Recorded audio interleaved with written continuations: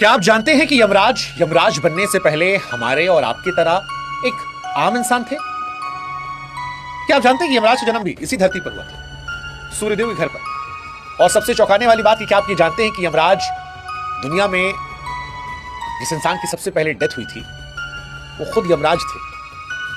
हाँ, यमराज से हम सब बहुत डरते हैं, लेकिन यमराज की कहानी के बारे में कम लोग जानते हैं। और इसीलिए आज की कहानी इंसान से यमलोक के राजा बने यमराज की।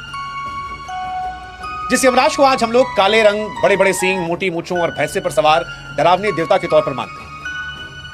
आपको जानकर हैरानी होगी कि अभी वही यमराज इस ब्रह्मांड के सबसे नौजवान सुंदर युवक थे।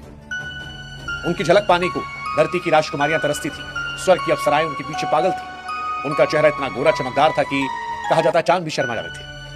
आंखें कमल की पंखुड़ियों जैसी कोमल और आवाज ऐसी कि सुनने वाले सम्मोहित हो जाए। उनका नाम था यम, पिता खुद भगवान सूर्य और मां संजना।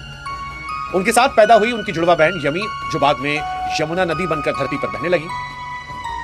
लेकिन फिर एक दिन अचानक मौत आई और यम इस दुनिया से चले गए। उस वक्त तक किसी इंसान की मौत नहीं हुई थी, इसलिए यमलोक कहा जाता है पूरी तरह खाली था। जब उनकी आत्मा वहां पहुंची तो चारों तरफ सन्नाटा था।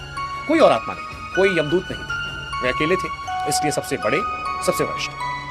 देवताओं ने कहा कि यम, आज से तुम ही यमराज हो। अब हर आने वाली आत्मा का न्याय करना, उनके कर्मों का हिसाब रखना और स्वर्ग नरक का फैसला अब तुम ही सुनना सुनाना, ये सब तुम्हारा काम है। यम ने सिर झुकाकर स्वीकार कर लिया और यमलोक के सिंहासन पर बैठ गए। शुरू में सब बढ़िया चला, लेकिन धीरे धीरे यमराज का ध्यान जो था वो न्याय से हटकर अपने रूप की तरफ जाने लगा। घंटों वो आईने के सामने खड़े रहते, मुस्कुराते, बाल संवारते, ये सोचते कि उनसे खूबसूरत कोई नहीं। आत्माओं की लंबी कतारें लगी रहती, लेकिन यमराज को फर्क नहीं पड़ता। ये बात जब बाकी देवताओं को पता चली तो वो सीधे भगवान शिव के पास पहुंचे और शिकायत करने लगे। शिव जी ने कोई डांट फटकार नहीं लगाई, बस प्यार से मुस्कुराए और यमराज को बुलाकर कहा कि बेटा, जरा नदी से मेरे लिए थोड़ा शुद्ध जल ले। यमराज खुशी खुशी गए, नदी किनारे झुके, पानी में परछाई देखी और चीख निकल गई, क्योंकि वो सुंदर चेहरा गायब हो गया था। सिर पर दो विशाल सींग आ गए थे, मोटी मोटी मूछें, लाल डरावनी आंखें और हरे रंग की विकराल काया। अब वो देखने लगे कितने भयानक लग रहे थे कि खुद को देखकर डर गए। दौड़ते हुए शिव जी के पास पहुंचे, लेकिन शिव जी गहरी समाधि में थे। उन्हें जगाना मतलब तीनों लोगों को खतरे में डाला।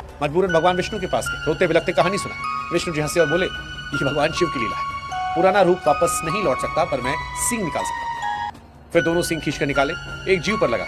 वही जीव बाद में भैंसा बना, जो आज भी यमराज का वाहन चलाता है। तब से यमराज का डरावना रूप बना रहा और इस घटना ने सबक दिया कि सौंदर्य, ताकत, पद सब कुछ नश्वर है, सिर्फ कर्म साथ में जाता है। और इसीलिए कहानी आज भी गूंजती है कि मौत को कोई टाल नहीं सकता, चाहे गरुड़ जैसे शक्तिशाली क्यों ना हो। एक बार भगवान विष्णु भी कैलाश आए थे शिव जी से मिलने। गरुड़ को बाहर रुकने के लिए कहा। उसी वक्त यमराज भी गुजरे। जाते आते नजर छोटी सी चिड़िया पड़ी जो पत्थर पर बैठी थी। यमराज बस दो पल देखे